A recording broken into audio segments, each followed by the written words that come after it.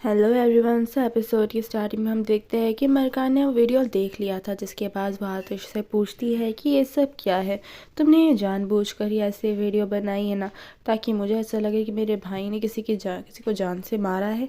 जिस पर आतिश कहता है कि मुझे पता ही था तुम भरोसा नहीं करोगी, लेकिन तुम ये एडमिट कर लो कि तुम्हारा भाई एक मर्डरर है। उसने एक यंग गर्ल जो कि उम्र में इतनी छोटी थी उसको जान से मार डाला। लेकिन अगर तुम्हें फिर भी मुझ पर भरोसा नहीं है तो जाओ जाकर अपने भाई से पूछ लो, जो कि मुझे मारने पर खुद का इल्ज़ाम तुम पर डाल सकता है, तो कुछ भी कर सकता है। पर मुझे पता है अगर वो तुम्हें अपनी बातों में लेगा तो तुम उस पर यकीन कर ही लोगी। जब वो बाहर जाती है तब हैदर, मुराद और मर्जिया एक साथ बैठे हुए होते हैं। हैदर उसका फेस देखकर समझ जाता है कि ज़रूर कुछ ना कुछ गड़बड़ है, जिस पर वो पूजा के मरकान से पूछता है कि आखिर क्या हुआ, तुम ऐसे पेल फेस से कैसे बैठी हुई हो। जिस पर वो मुराद से उस वीडियो के बारे में पूछती है जिसमें उसने एक लड़की को जान से मारा है। लेकिन इस बात पर मर्जिया को तो भरोसा नहीं होता कि उसका बेटा किसी की जान भी ले सकता है। लेकिन मुराद एक बार इमोशनल होकर उसे एक कहानी बनाता है कि मैंने उसे जान से नहीं मारा, it was just an accident. मैं तो वहाँ से चला गया था और हमारा रिलेशन ख़त्म हो गया था। पर वो उस चीज़ को एक्सेप्ट नहीं कर सकती थी, इसलिए उसने उसे सुसाइड कर लिया। और जब मैं वापस उसे मनाने के लिए गया तब तक वो मर चुकी थी। ये सब कुछ मैंने नहीं किया, प्लीज़ तुम मेरी बात पे भरोसा करो। अब मरकान को तो समझ में नहीं आता कि आखिर कौन सच बोल रहा है, लेकिन मुराद क्योंकि उसका भाई था तो वो उसकी बातों पर भरोसा कर लेती है। लेकिन हम मुराद के फेस से साफ साफ देख पाते हैं कि उसने एक और बार झूठ बोला। वहीं हैदर चला जाता है आतिश के पास ये पूछने के लिए कि आखिर उसके पास ये वीडियो कहाँ से आई और उसने वो मरकान को क्यों दिखाई। जिस पर आतिश कहते हैं कि मैंने उसे कुछ भी नहीं दिखाया, उसने वो वीडियो खुद अपने आप देखी है। और रही बात वो वीडियो मेरे पास कैसे आई, तो इसका मतलब तुमसे नहीं है। लेकिन तुम चिंता मत करो, मुराद ने जो कुछ भी किया है उसका तो उसको पे करना ही पड़ेगा। हैदर उसे समझाता है कि देखो पहले बात कुछ और थी, लेकिन अब हम लोग एक फैमिली हैं। अगर हमारे बेटे मुराद पर इल्ज़ाम आया, उसका नाम उछला, तो तुम्हारी भी इज्जत कैसे रह जाएगी। जिस पर आतिश उसे समझाता है कि हम लोग कोई फैमिली नहीं है, हम दोनों के बीच में बस एक एग्रीमेंट हुआ है, जो कि एग्रीमेंट ख़त्म तो रिलेशन भी ख़त्म हो रहा है। मुझे इस बात से कोई फ़र्क नहीं पड़ता कि मुराद जेल जाता है या नहीं। नेक्स्ट सीन में हम मरकान को देखते हैं, जिससे कुछ भी समझ में नहीं आता कि मुराद ने वाकई में किसी की जान ली है या फिर नहीं। लेकिन वो ये भी जानती थी कि उसने एक बार आतिश को मारने की कोशिश करी और जब उसने इल्ज़ाम खुद पर लिया तो उसने उसे लेने भी दिया। आतिश जाता है और उससे बोलता है कि मुझे पता है कि तुम इसे एक्सेप्ट नहीं कर पाओगी, पर तुम चाहे एक्सेप्ट करो या ना करो, सच बदलेगा नहीं। तुम्हारा भाई मर्डरर है और उसने एक लड़की की जान ली है। लेकिन मरकान अभी भी इस बात से मानने से इनकार कर देती है। पर आतिश उसे समझाता है कि जब उसने मुझे मारने की कोशिश करी तो तुमने उसका इल्ज़ाम ले लिया, आखिर तुम उसकी फैमिली हो तो तुम तो ऐसा करोगी। लेकिन उसने क्या किया, उसने क्या एक भाई होने की रिस्पॉन्सिबिलिटी निभाई, उसने इल्ज़ाम तुम्हें खुद पर लेने दिया। मरकान और कुछ नहीं सुनना चाहती थी, इसलिए वो वहाँ से चली जाती है। तभी जमाल उसके पास आता है पूछने के लिए कि आखिर क्या हो। जिस पर आतिश उसे बताता है कि उसे सच को एक्सेप्ट करने में अभी टाइम लगेगा, लेकिन मुझे पूरा यकीन है वो एक्सेप्ट कर लेगी। वहीं वो जमाल को उस लड़की के बारे में और भी पता लगाने के लिए बोल देता है जिसने मुराद ने जिस लड़की को मारा था, क्योंकि वो उसे जस्टिस दिलाना चाहता था। वहीं मरियम मुराद से पूछती है कि क्या वाकई में उसने किसी की जान ली है। लेकिन इस बार मुराद उससे एक्सेप्ट कर लेता है कि हाँ मैंने एक लड़की को मारा है। मर्जिया को तो इस चीज़ पे भरोसा ही नहीं होता कि उसका बेटा एक मर्डरर भी हो सकता है। लेकिन मुराद को सिर्फ फिक्र थी अपने की कहीं वो जेल ना चला जाए, इसलिए वो हैदर से बोलता है कि प्लीज़ फादर मुझे एक लास्ट बार बचा लो, मैं जेल नहीं जाना चाहता। वही हैदर सोच रहा होता है कि आखिर ये वीडियो उसके पास आई कहाँ से, क्योंकि ये वीडियो सिर्फ नाजिर के पास थी। लेकिन नाजिर खुद वो वीडियो क्यों उसको देगा, क्योंकि वो भी तो उसका दुश्मन ही है। वहीं मर्जिया तो मुराद को बहुत कुछ सुना देती है कि उसकी वजह से ही आज उसे ये सब कुछ दिन देखना पड़ रहा है, काश उसका बेटा ही ना होता।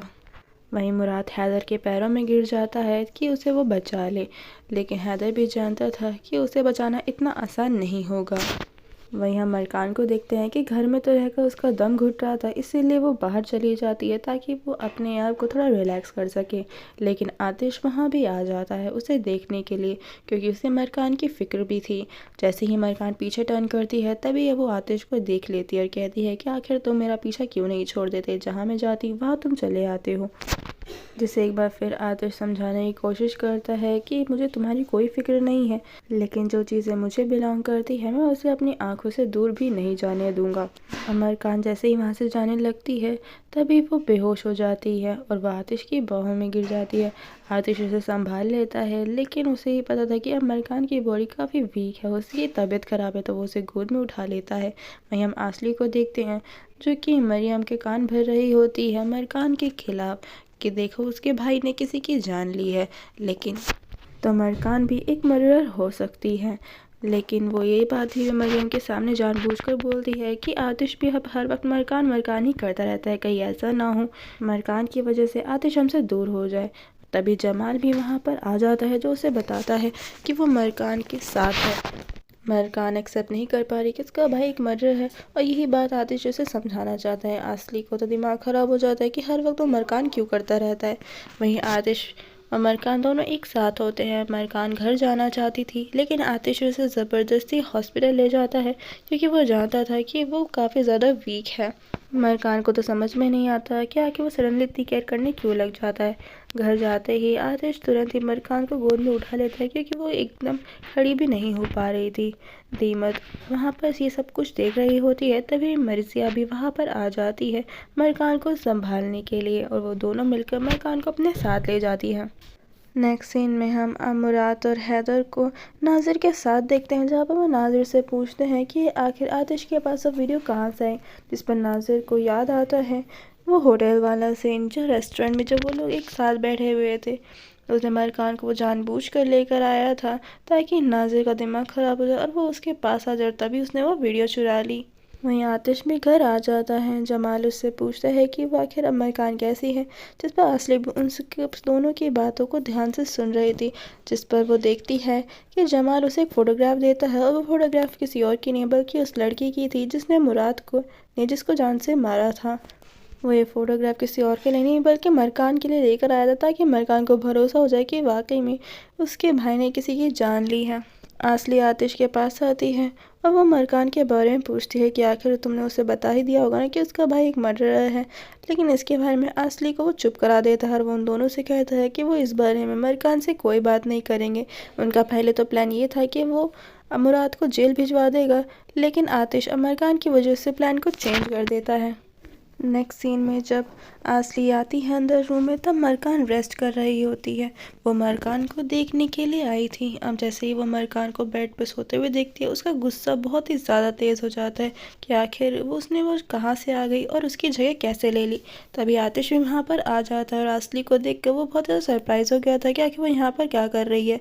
लेकिन आसली बहाना बना देती है कि वो उसे कुकीज़ देने के लिए ही आई थी, जिसके बाद वो वहाँ से चली जाती है। वहीं आतिश मरकान को जाकर देखता है और उसके पास ही वो फ़ोटोग्राफ और वो कुकी भी उसके लिए रख देता है। वो उसके पास बैठकर उससे काफ़ी ज़्यादा एडमायर करने लग जाता है। लेकिन तभी वो देखता है कि मरकान को काफ़ी तेज़ फीवर है। वो उसके काफ़ी क्लोज जाकर चेक करता है कि उसका फीवर काफ़ी ज़्यादा हाई है और ये सीन काफ़ी ज़्यादा रोमांटिक था। अब चाहे बाहर से मरकान के लिए वो कितना भी कोल्ड हो जाए, अंदर से वो उसके लिए काफ़ी ज़्यादा केयर करता है। वो खुद उसकी केयर कर रहा होता है, बैठ के वो उसे वाइब्स लगाता है और वो उससे देखता है कि वो कितनी ज़्यादा इनोसेंट है। इतने में ही मरकान को होश भी आ जाता है। वो उसे पूछती है कि आखिर वो यहाँ पर क्या कर रहा है। जैसे ही वो उठने लगती है, वो उसे लेटा देता है, कहता है कि तुम अभी बहुत ही ज़्यादा वीक हो और तुम्हें अभी अपनी केयर करनी चाहिए। वो उसके लिए मेडिसिन भी लेकर आया था, लेकिन मरकान को उसकी कोई फिक्र नहीं थी और आतिश भी वहाँ से चला जाता है। अब जैसे ही आतिश बाहर आता है, तब वो देखता है कि नाजिर वहाँ पर आया था। नाजिर को देखते ही उसका गुस्सा तेज़ हो जाता है। वो उससे कहता है कि अभी अब तुम्हारे फेस से पिछले पिटे हुए मार्क्स भी नहीं गए और फिर से आ गए तुम पिटने के लिए। नाजिर उसे जाके कहता है कि मुझे तुमसे उम्मीद नहीं थी, तुमने मेरे फ़ोन से वीडियो चुरा ली जो मेरी थी। लेकिन आतिश ही उसे उल्टा सुना देता है कि देखो तो ज़रा मुझे मोरल सिखा कौन रहा है, जो वो उस वीडियो का यूज़ करके हैदर और मुराद को ब्लैकमेल कर रहा था। वो मुझे कह रहा है कि उस वीडियो को डिलीट करने के लिए, तो मैं तो ऐसा कुछ करने वाला नहीं। आतिश नाजिर को काफ़ी अच्छा खासा सुना देता है। वहीं हम अरकान को देखते हैं जो कि उठने के बाद उसने उस फ़ोटोग्राफ को देख लिया था। उस फोटोग्राफ में उस लड़की को इतना खुश देखकर वो ये समझ कंफ्यूज हो जाती है कि आखिर ये लड़की सुसाइड कैसे कर सकती है, जो कि इतनी ज़्यादा खुश है। वो इसने फ़ोटो भी इसलिए दिखाई थी उसे ताकि वो अपनी बात पे आतिश से भरोसा दिला सके। तभी आतिश भी वहाँ पर आ जाता है और वो देख लेता है कि मरकान ने फोटोग्राफ देख लिया। मरकान उसके पास आती है और उससे पूछती है कि तुम ये सब कुछ क्यों कर रहे हो। मैं समझ नहीं पा रही कि आखिर तुम करना क्या चाहते हो। तुम मेरी फिक्र भी कर रहे हो और मेरे भाई को जेल पहुँचाने की तैयारी भी। अब बोलते ही उसे चक्कर आने लगते हैं, लेकिन तभी आतिश उसे संभाल लेता है। वो उसे कहता है कि अभी फ़िलहाल तुम अपनी फ़िक्र करो ना कि अपने भाई की, और तुम जल्द से जल्द ठीक हो जाओ, क्योंकि मुझे अच्छा नहीं लगता मेरे आसपास के लोग बीमार देखकर। मरकान तो आधे रात में काफ़ी ज़्यादा रोती है अपने भाई के लिए। वहीं आतिश भी इस चीज़ को सेंस कर लेता है, लेकिन वो मरकान से कुछ नहीं कहता। मरकान नेक्स्ट मॉर्निंग जब उसकी आँख खुलती है तब वो अपने पास आतिश को देखती है, जो कि उसे बैठकर देख रहा था। अब जैसे ही वो उसे बोलता है कि अब तुम्हारी तबीयत काफ़ी ठीक लग रही है, अब वॉशरूम बाथरूम में जाने ही लगता है कि तभी मरकान एक बार फिर से उसे धक्का देकर खुद पहले चली जाती है। आतिश बाहर से कहता है कि ये दूसरी बार है जब तुम ऐसा कुछ कर रही हो। अब मरकान तो तैयार होकर बैठकर उस फोटोग्राफ को देख रही होती है, इवन उस लड़की को भी सर्च करती है। उसे उस लड़की की आईडी मिल जाती है। वो उसके बारे में और भी ज़्यादा सर्च करती है और बैठकर यही सोच रही होती है कि आखिर उसके भाई ने कैसे किसी की जान ले ली। वहीं जैसे ही आतिश बाहर आता है तभी वो फ़ोन को छुपा लेती है। आतिश को समझ में नहीं आता कि आखिर ये इस तरह फ़ोन क्यों हाइड कर रही है, तो वो ज़बरदस्ती उस फ़ोन को लेने के चक्कर में वो दोनों एक दूसरे के काफ़ी क्लोज आ गए थे। तभी मरकान फ़ोन को छोड़ देती है और आतिश देख लेता है कि वो उसकी लड़की की आईडी को सर्च कर रहे हैं और वह कहता है कि तुम भी अपने फैमिली की तरह ही हो, डबल फेस। जब मैं तुम्हें इतना सब कुछ दिखा चुका हूँ, तुमने खुद उस वीडियो को देखा है जिसमें तुम्हारे भाई ने एक लड़की की जान ली है, फिर भी तुम्हें इस बात पर भरोसा नहीं। ये कहकर वो वहाँ से चला जाता है और मरकान भी वहाँ से चली जाती है। दोनों के जाने के बाद आसली उस रूम में बस ये चेक करने के लिए आई थी कि कहीं ये दोनों साथ में तो नहीं सोते। लेकिन जब वो देखती है कि आतिश सोफे पे सोता है तब वो देखकर बहुत खुश हो जाती है। नेक्स्ट सीन में जमाल और आतिश दोनों एक साथ बैठकर प्लान पे डिस्कस कर रहे थे। तभी मुराद वहाँ पर आता है और आतिश से कहता है कि मुझे तुमसे बात करनी है। लेकिन आतिश बात करने में इंटरेस्टेड नहीं था, लेकिन जब वो मुराद को देखता है कि वो उससे ज़्यादा ही बात करना चाहता है तब वो जमाल को वहाँ से भेज देता है और वो उससे कहता है कि आखिर बताओ अब तुम क्या करने वाले हो। मैंने उस लड़की को जान से नहीं मारा, वो सिर्फ एक एक्सीडेंट था। लेकिन वही भूल गया था कि आतिश कोई मरकान नहीं है कि वो सब अपनी बातों में ले लेगा। तभी मरकान भी वहाँ पर आ जाती है और उन दोनों की बातें सुन रही होती है। पर मुराद को इस बारे में नहीं पता होता और वो इस सारी बात को एडमिट कर लेता है कि उसने ही उस लड़की को जान से मारा है, जिसे सुनकर मरकान के तो होश ही उड़ जाते हैं। आतिश उसे और भी ज़्यादा प्रवोक करता है कि हाँ, मैंने तो तुम्हारा गुस्सा देखा ही है कि तुम किसी की भी जान ले सकती हो।